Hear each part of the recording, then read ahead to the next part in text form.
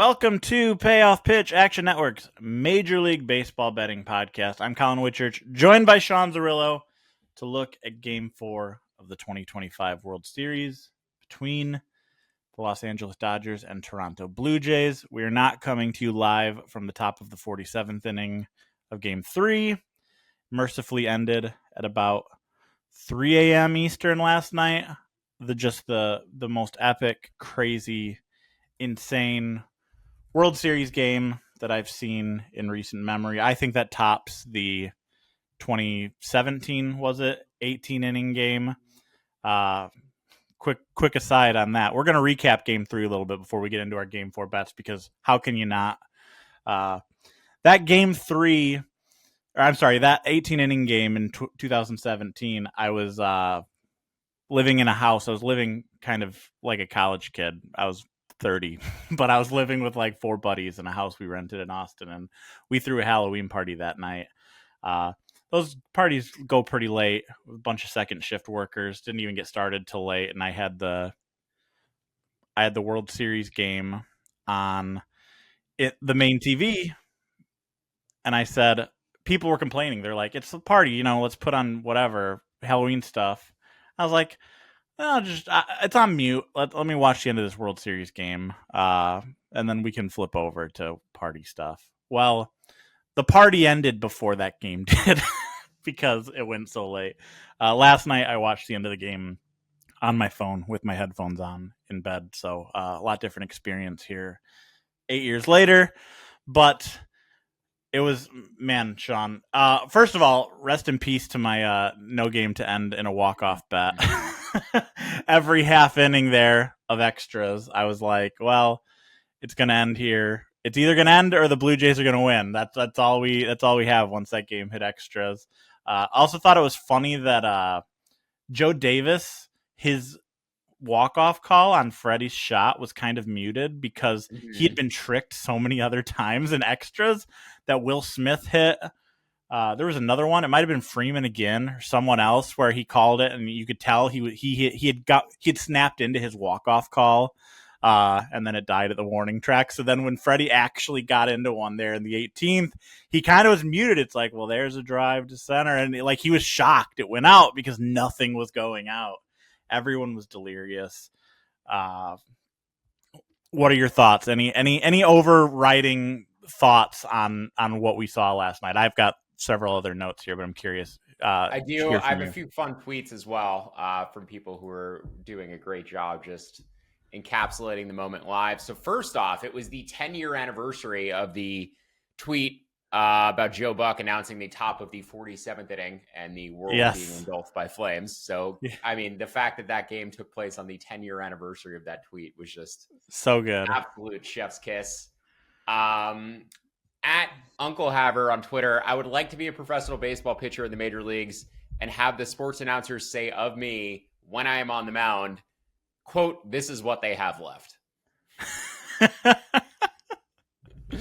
So shout out Collin and Eric Lauder for just impressive, unbelievable pitching performances. More so for Lauer because the Dodgers were facing Tyler Heineman and Miles Straw and Isaiah Kiner-Falefa, arguably the worst active lineup in a World Series game potentially ever at the time they were in.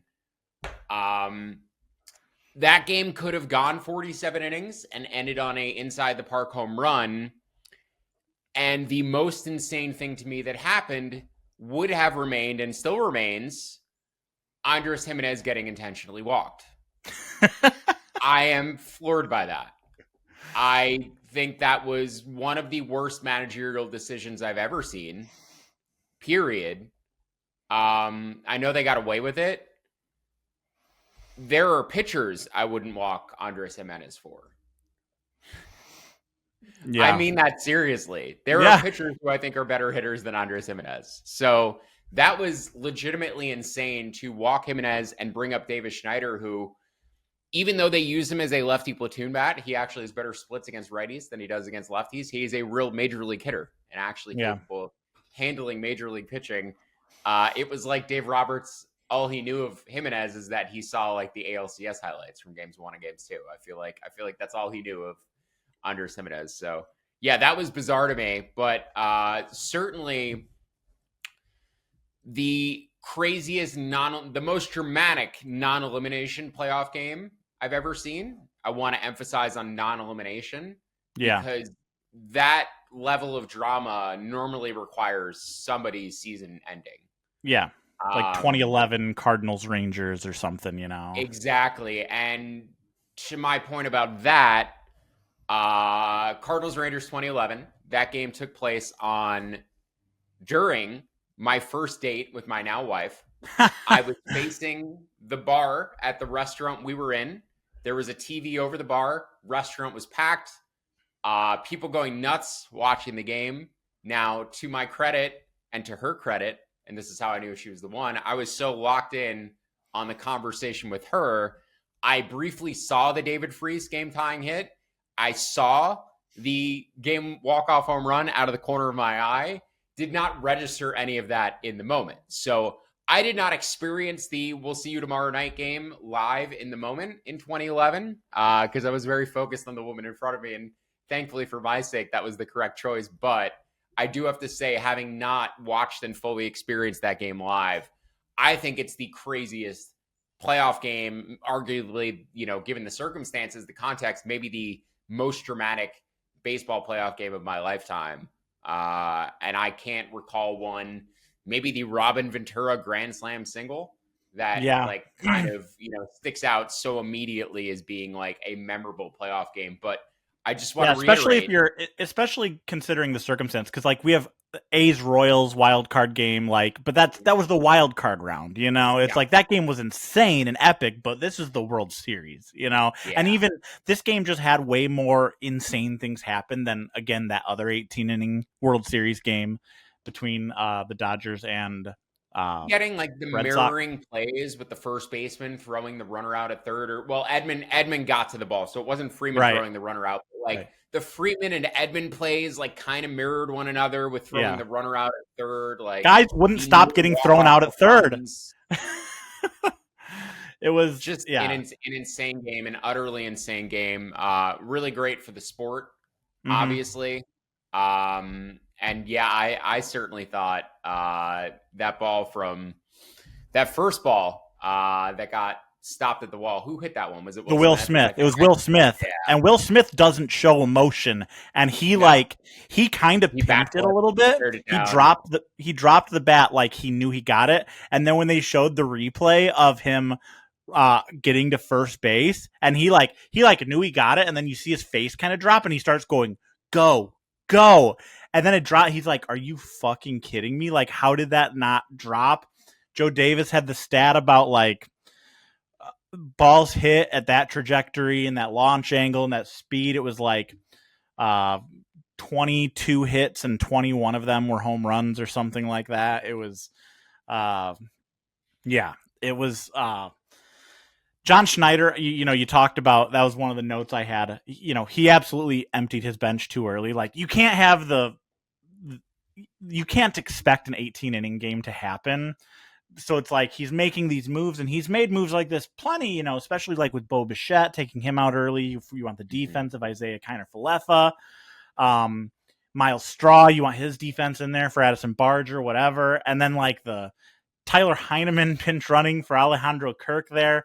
But then you get into these, as the game drags on, it's like, all right, another opportunity for the Blue Jays here. Vlad's up. Vlad walks, or Vlad singles. All right, who's up? Oh, it's Isaiah Kiner-Falefa. Jesus Christ.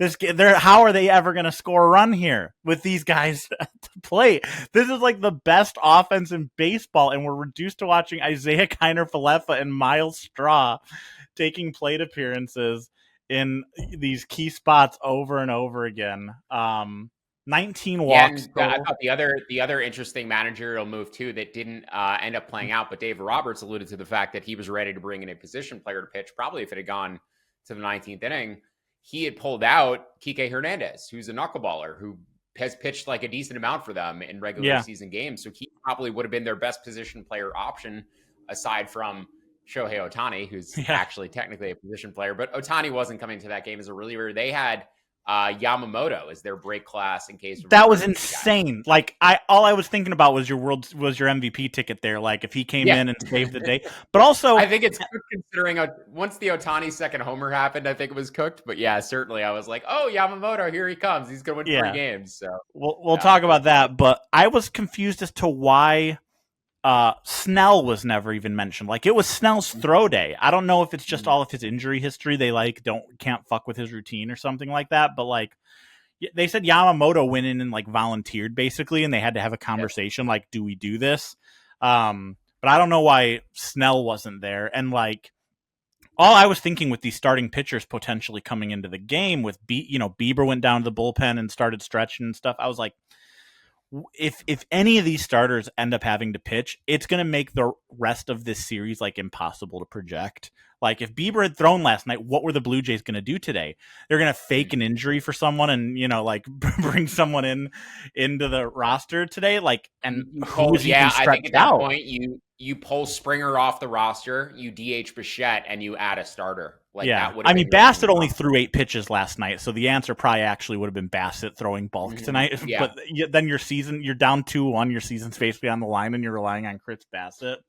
I just need to ask you before we do get to the game 4 breakdown, because I saw a lot of people after the fact trying to Captain Hindsight it, and the thought never even crossed my mind beforehand when Ohtani came up as the tying run and he homered on a middle fastball from Sir Anthony Dominguez, which arguably the worst pitch in Major League history, considering all the circumstances. And they had like a lengthy mound visit before that too. They did, yes. So I'm not sure what that mound visit, what was said during that mound visit, but maybe the worst pitch I've ever seen given the circumstances. But before that plate appearance, Ohtani as the tying run, I believe there was 1 out. Yeah, Pajas had flied out to open the inning.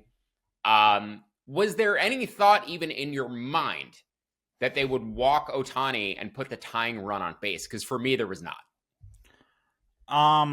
Geez, that was so long ago. I'm trying to even remember where my mind was. That was 2 days ago at this point, and it was 5 hours ago at this point. But I feel like considering it was the 7th, considering they had the lead, and considering it was with 1 out and nobody on, again, there was nothing after that happened. I wasn't like, why didn't they walk him? I was just like, are you really going to put the tying run on base for Betts, Freeman, and Smith? But that brings up to me in the 17th inning when Alex Call singled with 2 outs. When Alex Call singled with 2 outs, Smoltz and Davis are like, well, now you have to pitch to Ohtani. And I'm like, why? Like, I get that you don't want to push the winning run to second base, but I still would. I mean, they didn't pitch to him; they intentionally walked him. Mm-hmm. But if I'm Schneider there, I'm still just throwing up the 4 fingers and saying, let's just go to Betts. I don't care. Like that seemed insane. That was to me more of a question than it seemed to others. Was the actually kind of pitching to him in the 17th inning there. Especially with the way, I mean, Betts right now is doing what he did when he was at his worst this season. He is, he's ahead of everything. He's just infield pop-up city. His timing is completely off. And, he's still Mookie Betts. You still got to respect him, especially in the World Series with the game on the line. But like, if I'm a Dodgers fan right now, I have absolutely zero faith in Mookie Betts performing in a big moment. But yeah, we can talk about Ohtani here. You and I were messaging, and I feel like the 6th inning or something. Maybe it was after that homer in the 7th. I don't remember. After he homered, I messaged you immediately. I was like, Ohtani to walk tomorrow. Yeah. And then I looked, and he was like minus 190 to win MVP after that home run. And I said, he's minus 190 to win MVP, and I'm kind of wondering if there's value here. It turns out there was. He's minus 400 to win MVP as we record this right now. It's really funny. Makes you feel stupid in hindsight for us to have had all of these conversations about World Series MVP leading up to this series, because it's like, it's Ohtani. We could see I'm wondering even if we get to a scenario where I know that there's like the famous, Jerry West won NBA Finals MVP on a losing team or whatever. It's like, if the Blue Jays win this series in 7 and Ohtani continues to do what he does and he pitches twice and he pitches lights out and he hits 1,000 home runs and gets walked every plate appearance if he doesn't hit home runs, like he could win MVP on the losing team, right? Like I don't think that's ever happened in baseball. He was minus 175 in extra innings, and I was like, Ohtani's minus 175 for MVP right now. It's roughly what the Dodgers series price is. I still think he can win it even if the Dodgers lose the series at this point, especially if he pitches well in game 5, or game 4 rather. So yeah, I completely agree. During extra innings, when the Blue Jays were at the plate and the game was tied, he was minus 165. Every time the Dodgers came back up to plate, he was minus 200. So it was fluctuating based upon where the Dodgers series price and their game 3 line was moving last night. But yeah, probably after he homered when he was still minus 175, and then extras, with the same stats when he was minus 165. Even if you're going to assume that he gets intentionally walked every single plate appearance the rest of the series, that's value. As long as he's going to start the one game, as long as he pitches well in the one game tonight and then scores some runs off the times that he gets intentionally walked, it's going to be very difficult to surpass him at this point. Obviously, minus 400 now. It's tough to bet into it, but I don't know. He made the fair price on that, maybe minus 900, legitimately, because at this point it's going to be tough for him to lose it, even if the Dodgers lose the series. I think somebody would, you would need Barger to hit like another couple of homers or Vlad to really buck out for somebody on the Blue Jays to overtake him. I guess Kirk might be the top contender on the Blue Jays now, or one of them too. So after minus Ohtani, 400 may be value. I really think the fair price might be 90% minus 900. Ohtani minus 400. After him, it's Vlad is still 10-1, and then Kirk is 12-1. Vlad, by the way, just last closing thoughts. We need to get to our game 4 best bets. Vlad with the quietest game of all time, where he reaches base 4 times, hit 2 hits, 2 other walks, lowered his batting average to 414. 19 walks total in the game, by the way. I know Ohtani walked 5 times, 19 walks. I think every Blue Jays reliever who came in extras walked at least a batter. Lauer obviously walked 4 guys. It's like, it's one of those performances where if it was like a regular season start, everybody would be like, wow, Lauer got really lucky. That was a bad start where he allowed no earned runs. And because of the situation, everyone's like, Eric Lauer is the MVP for the Blue Jays tonight. It got to that extra innings scenario where the first and second base don't matter, and they were just like, let's play matchups. So if there's 2 hitters in front of a lefty, we're going to walk both of them to get to another lefty. So all of a sudden a pitcher goes from no walks to 4 walks in the blink of an eye because he gives up 1 hit and then you get a base open. Yeah. Also, just one last shout out to Will Klein, the pride of my alma mater, Eastern Illinois University. Probably the most relevant performance, MLB performance or baseball performance by a EIU alum since maybe Kevin Seitzer made the 95 All-Star game for the Brewers, or really Zach Bornstein hitting a go-ahead double for Team Israel in the 2017 World Baseball Classic and an upset win over Cuba. So just had to give one more shout out to my guy Will Klein, because that was, 72 pitches, Jesus, for the literal last guy on the roster. Like, I did not, when I was doing my pre-series projections, I was not projecting Will Klein on this playoff roster. He made the playoff roster as the last guy, throws 4 shutout innings, gets the win. He's got a win in the World Series on his Baseball Reference page forever. Those poor Dodgers using their 8th and 9th guys in the bullpen, both coming in throwing 102 and 99. Just like unfathomable that those are your break glass in case of emergency guys, and they both come out throwing triple digits. Now, Enriquez does have major command issues at times. And, you saw him with the hit batsman on the 0-2 count or whatever. Yeah, actually, it might have been ball 4 if it didn't hit him. But Enriquez does have command issues, but both guys just have insane stuff. And that's really both bullpens in general. I've pointed that out in my previews. Like, both bullpens, even though they had bad stats during the year, actually graded really highly in terms of stuff. Yeah. The location numbers for both sucked, and they both have command issues, and they both leave pitches down the middle. They can get hit, or they struggle with command and walk guys. But both bullpens do have a lot of stuff in them, and the Dodgers in particular, you could see it. It's very evident. Everybody coming out of that pen throws either from a funky angle, like they're lefties, or throws 101. So it's very difficult with Miles Straw and Tyler Heineman to manufacture runs against arms of that caliber. Yeah. Well, we've got game 4 tonight. It's funny. We had this epic game where it's tied to 1-1, and now 24 hours later, we could be in a situation where the Dodgers are playing for the World Series if things go as expected tonight. Again, Dodgers up 2-1 now. We have Shohei Ohtani on the mound against Shane Bieber. I saw Justin Bieber was in the ballpark last night. I imagine he'll be in the ballpark again tonight wearing a Bieber jersey for people who care about that kind of thing. Dodgers are minus 218 on the money line right now at DraftKings. Blue Jays plus 176.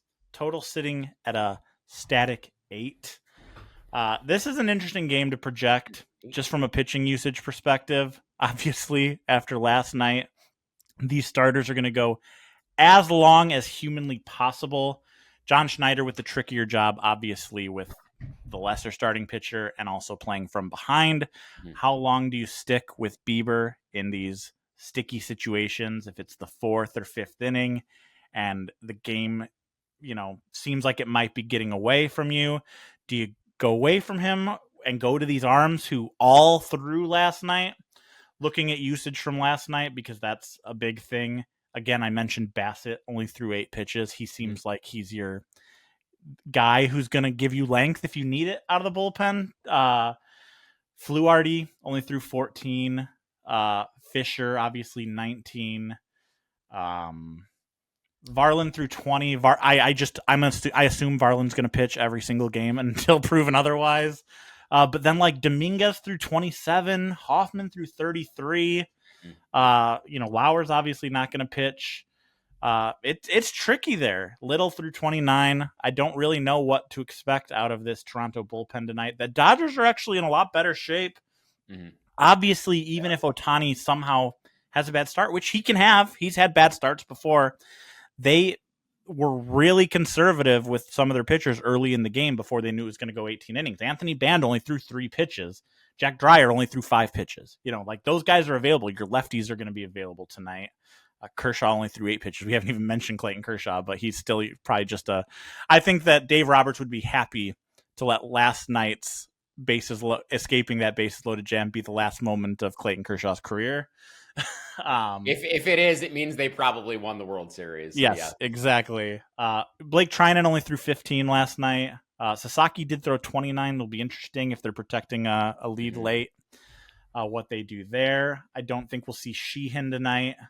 Robleski. Waiting for somebody to not swing at a Roki Sasaki slide or splitter, because he's not throwing any in the zone, and people continue to flail over the top of them. I legitimately think the best approach against him is just to come up with the intention of not swinging unless you get a middle fastball. Yeah. But yeah, the pitching is interesting tonight. Obviously, Ohtani could go 8 innings for all we know, but I think we'll see a fair share of mix and matching late in the game with these lefties being the probably the most rested guys. I know Dodgers fans don't want to see Blake Trinan up in a key situation, but with Sasaki having thrown 29 pitches, that might be the case, which could throw things in flux in the late innings. What are you seeing tonight, Sean? Anything on, we're getting to the point now where we're seeing the Dodgers again over minus 200 in so many games. Anything on tonight's game or any series bets after the Dodgers took a 2-1 lead last night? Yeah, so same exact situation actually as the NLCS, where I do project out value on the Dodgers to sweep their remaining home games. I bet them to sweep up 2-0 against the Brewers. I'm betting them to finish it 4-1, essentially up 2-1 on the Blue Jays.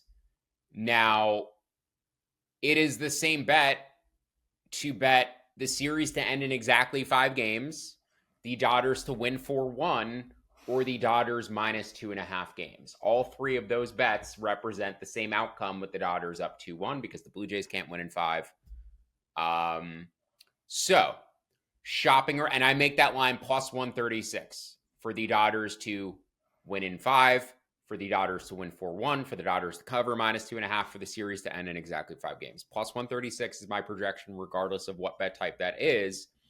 FanDuel is offering plus 162 on the series to end in exactly 5 games. And very similar to the NLCS, I'm able to figure out how low the projected line would need to be for game 4 or for game 5 based upon the game 4 line. Well, the game 4 line is already -200.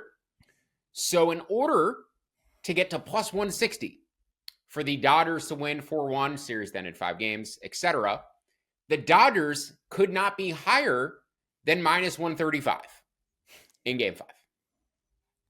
They were that price in game 1 on the road against Toronto in the same pitching matchup. Yeah. Right? They were around -130. So they're going to be -180, -190, -200 at home against Yay Savage in game 5, where they have a traject machine to prepare for him specifically, which is a huge benefit. It's also his first career road start in the postseason. Just, I believe, his 3rd or 4th career road start in the major leagues overall. So I do not like the Blue Jays or Yay Savage in that game. Their bullpen may be a disaster by that point too. But just the math, forget how much I like it or don't like it, right? The Dodgers are not going to be the same price in game 5 at home as they were in game 1 on the road. So, assuming they will be around -180, -190, which is roughly where I project them, their fair odds to win in 5 right now should be around plus 135, not plus 162. Now, the same market, same book, or different market, same book, I believe they're -2.5 game spread. FanDuel does have plus 155. And if you look around the market, other books, they have those same bets around plus 135. So much more in line with my projection. But that plus 162 number at FanDuel, very clearly a value bet. The market specifically is for the series to end in 5 games. It is not the Dodgers spread.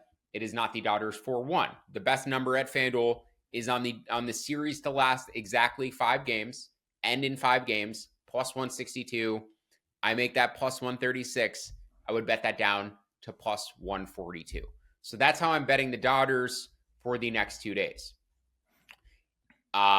Their series price, I don't show value on. I make it about -475. I saw -475 available at ESPN Bet. There's no value there, though. There is a slight edge on their -1.5 game spread, which we gave out before the series at a pick'em price. I make that, I believe, -205.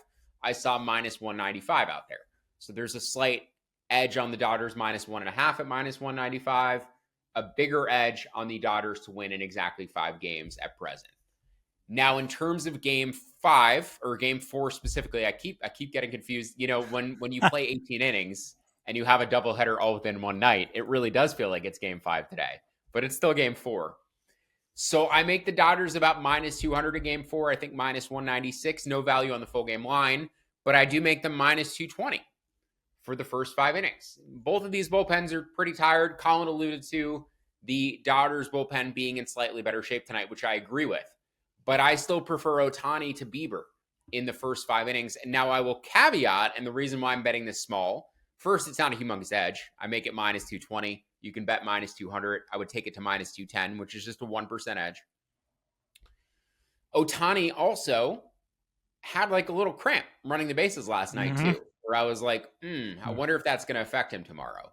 So I think there is a chance that Ohtani may be dealing with some soreness, some fatigue. Maybe not. You know, he walked most of those times. He wasn't swinging the bat a ton. He was just running the bases. But maybe he could have potentially tweaked something. They said it was a cramp and then it won't affect them. So I tend to believe that. And they're not going to risk. I mean, they kind of need him to start today. But generally speaking, they're not going to risk any of Ohtani's health. I don't know who would pitch today if he wasn't available. Kershaw. Yeah, Kershaw. It would be Kershaw. You're right. We'd be getting Kershaw against Bassett. Yeah. But what I do like for Ohtani tonight, and I said Dodgers first 5 up to -210. That's my specific bet for game 4. In addition to the Dodgers to win the final 2 games of the series or the next 2 games of the series. Ohtani to steal a base tonight is +475. John Schneider, in no uncertain terms, made it clear in the postgame presser that they are going to continue to walk Ohtani. Now, I don't think they're going to walk him to start off the game in the bottom of the first inning. I think that's maybe the one time he gets pitched to tonight. But after that, in almost any other situation, they're either pitching around him or putting him on base. And if they're putting him on base, like you very much saw last night with nobody on second base, Ohtani's going to try to steal. So Ohtani to steal a base plus 475, given the additional opportunities he's going to be getting as a result of the intentional walks, and the Dodgers looking to make the Blue Jays pay for said intentional walks, they're going to send him. So Ohtani to steal to around plus 400, and then Muncy to homer, as we've been giving out every single day, to plus 400 as well. Getting a little bit better of a number today, closer to plus 420, plus 425, I think is where I bet it at ESPN. So Muncy to homer, Ohtani to steal, Dodgers first 5 to minus 210, and then the series to end in exactly 5 games, or Dodgers minus 2.5, or Dodgers 4-1 at plus 162 down to plus 142. And Muncy, we didn't even talk about Muncy. He was probably looked like the most lost hitter in the Dodgers lineup last night. And we bet him to homer last night too. We'll get to my my bases and homer props in a second, but it was funny that we had 18 innings and I was still trying. Every time Muncy came up, I'm just like, come on, just like dink one over the first baseman's head for a double or something. And the Blue Jays bets, Springer gets hurt. Bichette got there on 2 singles mercifully before coming out of the game. And then, of course, Freddie Freeman was our other bet last night. The first pitch of his first plate appearance, Muncy swung at, which is something he never does. And I legitimately think that threw him off for the rest of the game. He was trying to break his tendency and swinging a grooved first pitch fastball, and he fouled it off. And after that, he seemed like he was completely out of sorts for the rest of the night. So I don't know if that impacted him as much as I think it did or not. But yeah, I just thought it was interesting. The first plate appearance, he tried to do a tendency breaker swing on the first pitch, and it kind of like broke himself for the entire game. But I just wanted to comment briefly on the bullpen usage because you mentioned all the guys. Hoffman, Varland, and Fluharty have all pitched twice in the series now already. So, yes, Hoffman threw 30-plus pitches yesterday. It's also his second appearance of the series. The Dodgers have done a good job at avoiding letting the Blue Jays get a second look at their relievers so far. They only threw a few guys in game 1. Yamamoto gave them the complete game in game 2. So not only do you have the Blue Jays pitchers having thrown more pitches in the past few days and having more of their guys be a bit more overworked, they've also just given the Dodgers more looks at those guys too. And to that point, we have these tired bullpens. We have hitters having gotten a look. The Dodgers lefties have seen Fluharty twice already, right? A live over here. I know yesterday it was early scoring and then nothing for an entire game's worth of innings. Today, I like Ohtani to potentially suppress runs early. I like Bieber on 8 days of rest to maybe look a little bit better than he did on regular rest against the Mariners because he needs as much rest as possible at this point. And then maybe once the bullpens come into the game, I might want to bet a live over at some point here because I think we get an inverse of the game last night that was early scoring and then no scoring late. I think we get early run suppression tonight and then potentially the bullpens blow up. Now, the only reason you can argue against that, it's going to be about 10 degrees warmer tonight than it was yesterday, especially in the early innings. I mean, throughout the game, but in the early innings, it's going to be in the 80s, where last night it was in the low 70s. And then by the time it got to the extra innings, it was 60 degrees late in the game. Tonight, if it gets to the 18th inning tonight, it's still going to be around 70 degrees. So it's going to remain pretty warm throughout the game. But early in the game, it's going to be in the low 80s, and it should be very warm for the temperatures and for the time of year. So the weather favors early offense, but the pitch mix and, the pitching usage, I think, favors late offense. So a live over is probably where I'm targeting. Maybe a live over 7, 6.5, something like that. Yeah, it might even be 90 at first pitch tonight. So that's crazy. Going to be a really hot night there. Yesevich, by the way, just making notes on your notes. It's obviously his first road start of the playoffs. 2 of his 3 regular season starts were on the road. Okay. He started in Tampa and Kansas City, a little bit different environments than he's going to see in Game 5. Ohtani, I mean, he was obviously not throwing very many innings early in the season, but he made 14 regular season starts, and he had 3 where he gave up more than 1 earned run. So I was trying to look up while you were talking real quick what Bieber's stats are for holding runners on. didn't have any quick look, but Mm. I definitely like the stolen base angle. That the one thing I was gonna bring up was that little calf issue or cramp Mm-hmm. or whatever it was, because from a stolen base perspective, that's obvious. That's certainly the case. You could tell he was going to run last night when they showed. There's so often where they'll show that angle from the third baseline where you see the pitcher and you see the guy standing at first right behind him, and I hate that angle unless he steals, because I'm like, I want to see the catcher set up and all that. But you saw that angle before Ohtani took off last night, and you're like, oh, he's 100% stealing. And I forget who was on the mound at the time. He threw over the first. I think he did his first disengagement, and then Ohtani got this giant lead. It was like the biggest lead I'd ever seen. And I was like, he's got to throw over there again. He's got to do his second disengagement, and he didn't. Ohtani took off, and he would have been safe if obviously not for popping off the bag there. Yeah. Alejandro Kirk with an incredible throw, but Ohtani just got such a huge jump. Yeah, that was Hoffman on the mound. That was the bottom. Hoffman, right? I do have Bieber's StatCast pitcher running game stuff up here, but it doesn't. I mean, he obviously didn't pitch barely this year, so there's not a lot of data here. 2023 with Cleveland, 11 stolen bases in 14 attempts for opposing base runners. I don't really know a lot about those stats to draw a lot of conclusions from there, but 36 steals on 58 attempts for his career, which is about a 62% clip. So that is slightly better than the major league average, and also it's not a ton of stolen bases. Also, no steals against him over the past 2 years. So considering since the pitch clock was introduced, he's only given up 11 steals on 16 attempts, and nobody even attempted one over the past. Well, he's barely pitched the last 2 years too. Is part of the. Yes, that's true. Yeah, that's why I was looking back to 2023, because we're looking at 52 innings since the start of 2024. So it's tough to draw any huge conclusions. Obviously, Ohtani's Ohtani. We'll see what happens there, but I like that, especially getting close to 5-1 on him to steal a base, and we're gonna see if there's any batter that you're more likely to see on first base with no other traffic on the bases. It's Ohtani because of how much he's going to walk. They could even run if they walk him and there's already like Pajas is already on second, you could run a double steal with them. There's things they can do to try to make the Blue Jays uncomfortable and pay. It's really just about making them pay for the walks and trying to discourage them from doing it again in the future and trying to get him out. So yeah, that's like the goal once they start walking him, is to try to make them pay for it. Yeah.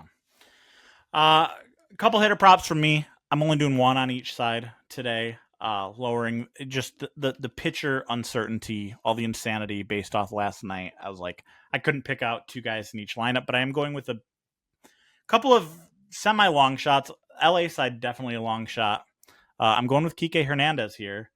Shane Bieber, he's the only Jays starter who throws a knuckle curve. It's his third most used pitch, 18.6% of the time. The only Dodgers hitter who hits above his expectation against that pitch is Enrique Hernandez. The bullpen-wise, we talked about, it's a little tougher to project. Bassett barely threw last night. Fluharty, 14 pitches. Varland seems to pitch no matter what. Fluharty and Bassett both throw cutters, which is notable because Bieber doesn't, and it's not a pitch the Dodgers were expected to see a ton in this series, but they might see a bit tonight with those guys likely coming in behind Bieber. I know the Blue Jays want to do everything they can to not throw Bassett, especially on back-to-back days, but again, their hands are kind of tied at this point, so got to project a little bit of Bassett tonight. And Hernandez has the most success against the cutter of any Dodgers hitter as well tonight, too, at least relative to expectation. I should note that when I say stats like that, it's all like non-Ohtani division, because Ohtani's numbers are so nerfed that it's impossible to consider anything value. It's every pitch type well, and like you know, you could break down any matchup, and you're like, oh, Ohtani looks pretty good in this matchup. Yes, exactly. Every pitch type well. Yeah. So Kike Hernandez is my guy tonight. 2+ bases, we're getting good value here. 2+ bases is plus 240. To hit a home run, plus 680. over at FanDuel as of this recording. On the Toronto side, mentioned the bullpen plan there for LA. Ohtani is one of the toughest guys to predict from a pitch mix standpoint because he throws, outside of his four-seamer, he throws 6 different pitches, 4% of the time or more. None other than his sweeper does he throw more than 11% of the time. So it's 5 pitches he throws between 4 and 11% of the time. It's also, of course, what makes him one of the best pitchers in baseball and a freak of nature. The sweeper is kind of the focus here.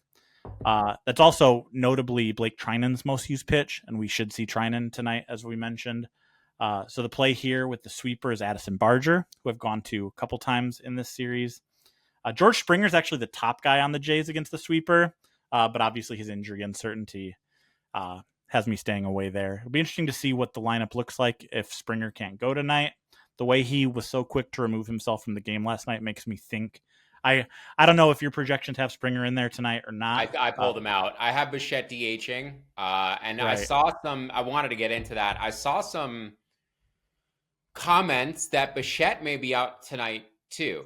They haven't been playing him. I mean, they didn't play him game 2, so it's like the back-to-back thing. But maybe he got so much rest last night. That, I think you just DH him now, though, and you don't make him play the field, you don't make him run the bases, and you play a better defensive lineup. That seems like the more optimal solution, right? As long as he can hit, just DH him. I mean, if your other options are IKF or Miles Straw or Ty France, then yeah, absolutely. If he can swing a bat, then yeah, I think that they should probably do that. But yeah, I do have Springer out. I have Bichette DHing. I moved Lucas up to the leadoff spot tonight. Okay. But yeah, so no Springer. Barger's next up. He's really good against the sweeper, as I mentioned. He also projects well against the sinker, splitter, and slider. Those are all in Ohtani's arsenal. Nathan Lucas is also a really good sweeper hitter, but I want to lower my exposure tonight. I can't justify sitting here and saying I'm going to bet 1 Dodger and 2 Blue Jays when it's Shane Bieber against Ohtani. That just seems counterintuitive. So I'm only on 1 Dodger against Bieber. So I'm only on 1 Blue Jay against Ohtani. So I'll stick with Barger tonight. Even if Ohtani shoves, he should see some good opportunities against the bullpen. My only concern with Barger is, as I mentioned, the most rested Dodgers relievers are lefties in Anthony Banda and Jack Dreyer. So you do wonder if he gets pulled. We've seen him get pulled against lefties before, but we also saw him hit a pinch hit grand slam against the lefties. So I am of the mind that it's kind of similar to Kerry Carpenter in Detroit, where anytime they pull him for a lefty, I'm like, him at, say he's 60% the hitter he is against lefties, that's still better than 100% of Davis Schneider or whatever. Like, I'd rather see the better, just pure hitter. And also, gotta get, if you're gonna get better and be a more complete player, you gotta face these guys sometimes. Maybe not in the World Series, but beside the point, it's similar. Kerry Carpenter, I think that with the Tigers all the time. I'm like, just let him hit against lefties. He's better than Johnny Jones or whoever the hell they're throwing out there. Like, and that's my mindset with Barger. We've seen him face lefties a few times. Again, we saw him hit a grand slam against the lefty in game 1. So even with Banda and Dreyer potentially taking the mound late in the game, I like Barger. And if he gets him at bat against Trinan late in the game, I like him even more. So Barger, 2+ bases, plus 193, home run, plus 533. Bases at Bet365, homer at DraftKings as of this recording. Before we move on, don't forget to sign up for Action Pro for real-time pick alerts from experts like Sean Zerillo, Derek Carty, and our entire Action Network team. Plus, you can access our pro projections powered by Sean Kerner and our predictive analytics team. Just go to actionnetwork.com/pro. Get $20 off the annual price with the promo code PAYOFF20. So don't miss out on the best bets at the best prices. Visit actionnetwork.com/pro. Use promo code PAYOFF20 to get $20 off a year of Action Pro. All right, Sean, before we get out of here, let's build a same-game parlay for the vibes. I don't know. We haven't hit one in a while. I think we hit one in the wild card round. Some might say we're due. These are our couch change bets. Dodgers first 5 money line seems like it's probably our anchor here.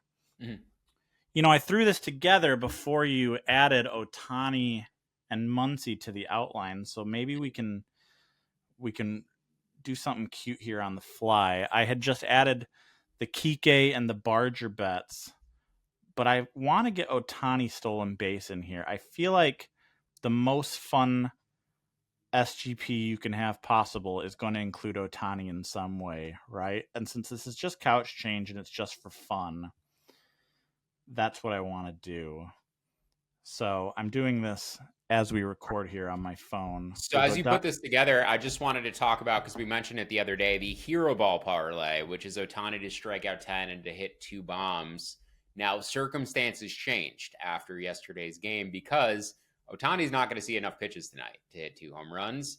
In fact, I go as far as to say, at books where you could bet Ohtani not to homer, I think I would take that approach. He's currently at exchanges about minus 215 to not hit a home run in two-way markets. That seems like a pretty damn good bet to me, because I don't see almost any scenario, unless the bases are loaded, where Ohtani gets pitched to other than the first plate appearance of the game. And even that, they may work around him. So Ohtani is going to get very few hittable pitches going forward in this series, and his home run price has not adjusted as though he's going to get fewer hittable pitches. So he's going to start the game. He's going to play the whole game. The bet is going to count and be active. I think under home runs, under a half a home run for Ohtani at minus 215 where you could bet it, almost has to be a play. If you do want to go the other direction, though, and I would not recommend this, but we did shout it out on the pod the other day, so I have to mention it. Ohtani 10 plus strikeouts, Ohtani 2 plus homers at DraftKings is 110 to 1, which is better odds than I thought you would get. Wow. Yeah, I thought it'd be plus 350, right? Like we said. So not actually, but yeah, I think Zag and assume that in general the books would be giving you value on Ohtani not to homer, where you can bet it, where you have a two-way market. But even more so right now, considering how he's going to get pitched the rest of the series, I think betting Ohtani not to homer is probably a value bet. Yeah, absolutely. Looking at ways to add that stolen base, you got to find books that let you SGP all of these. Yeah, it's not as widely available, unfortunately. Yeah, DraftKings doesn't have stolen base props up as of this recording. No. FanDuel won't let you SGP the first 5 money line for some reason. So we'll go over to Bet365. We love them too. Dodgers first 5 money line. Kike 2+ total bases. Shohei Ohtani stolen base. 17 to 1. We're looking at there. So we'll take Barger out of this. We don't want to bet a Blue Jay against Shohei Ohtani. Last comment just concerning the total. Opened 8 minus 110 last night. Got bet up to 8.5 minus 110 this morning.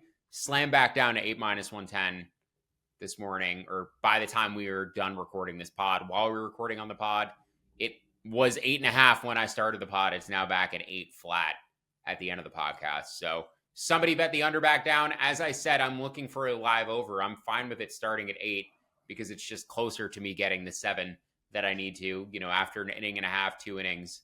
It should be at 7 provided they're scoreless, but I might wait even longer than that until second time through the order for the Dodgers, or until it looks like the bullpens are warming up. So live over, hopefully 7 during the game. I make this 8.5. So if they gave you 8 plus money, 8 minus 105 pregame, I'd probably take the over 8 pregame. Probably not as big as I did last night, but would certainly consider it pregame, but more so targeting the live over. Yeah, there was a lot of reasons to sweat last night for a lot of people, but it was kind of nice that the over bet was not one of them. If that imagine though if it were 3-3 and you had that's exactly what I was about to say. I would have been like pulling my hair out. So yeah, we had the runner gun down early. The Ohtani led off with the double, and then the Dodgers went over 3, trying to get him home. The Blue Jays had the runners in scoring position early. They also had the pickoff play with Bichette at first base that probably ultimately cost them a run. So I was sweating it early for sure, because there was enough like weird stuff happening that was costing runs from scoring that I was like, oh no, this game's going to end, 4-3. But yeah, I'm just glad that all those toot plans did not come into play in terms of the total. Yeah, I can't believe in an 18 inning game we've talked about so much that happened last night, and that absurd pickoff and the delayed strike 3 call. Varsho thought he was walked. Bichette thought Varsho was walked. Bichette gets picked off first. It brought me back to the AJ Pierzynski play with the drop third strike. third strike play with the umpire mechanic and the umpire not being like super clear about it. Yeah, it reminded me a lot of that. Yeah, and they rolled the ball back to the mound. Of course, I remember that. Of course, you remember that. Then Joe Creedy hit a walk-off double off the wall moments later, and all hell broke loose. I think Creedy mentioned. Look at that. Mike Scioscia's head almost exploded after that moment. But we got to get out of here. That'll do it for today's episode of Payoff Pitch. Thanks for tuning in. If you'd like to tail some of the bets from today's episode, look for the quick slip links in the episode description or visit actionnetwork.com/betnow. Don't forget to download the free award-winning Action Network app. Also, please leave us a 5-star rating and review wherever you listen to the podcast. Also, be sure to check out our new AI quick slip bot on X. Just tag Playbook. That's at Playbook. Tell it to grab whatever bet you're looking for. It'll create a quick slip link for you in a matter of seconds. We will be back tomorrow for more World Series best bets. Hopefully more rested than we are right now after staying up until 3 o'clock in the morning watching Game 3. We have Game 4 tonight, Ohtani against Bieber. Game 5 tomorrow, presumably Snell against Yesevich. And we will see if the Dodgers are playing for a World Series title tomorrow night. For Sean Zerillo, I'm Collin Whitchurch. Thanks for listening to Payoff Pitch, Action Network's Major League Baseball betting podcast. Enjoy Game 4 of the World Series, and good luck with all your bets.